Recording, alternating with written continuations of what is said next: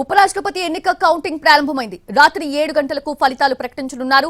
Rajya Sabha secretary general PC Mody result ప్రకటిస్తారు. ఎన్డీఏ నుంచి పోటీలో సిపి రాధాకృష్ణన్ ఉండగా ఇండియా కూటమి నుంచి సుదర్శన్ రెడ్డి బరిలో ఉన్నారు.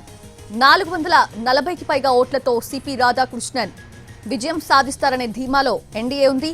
జస్టిస్ బి సుదర్శన్ రెడ్డి 320 ఓట్లకే పరిమితమయ్యే అవకాశం కనిపిస్తోంది.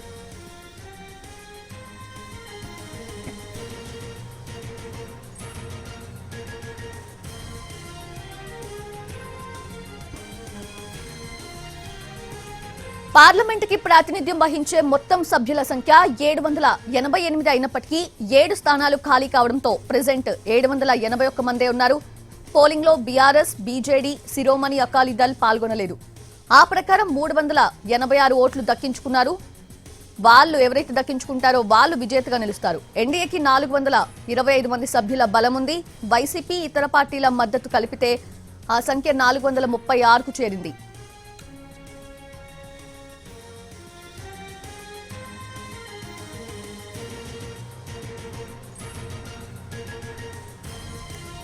అయితే ప్రతిపక్ష కూటమి అభ్యర్థి జస్టిస్ బి సుదర్శన్ రెడ్డికి 324 మంది ఎంపీల మద్దతుంది.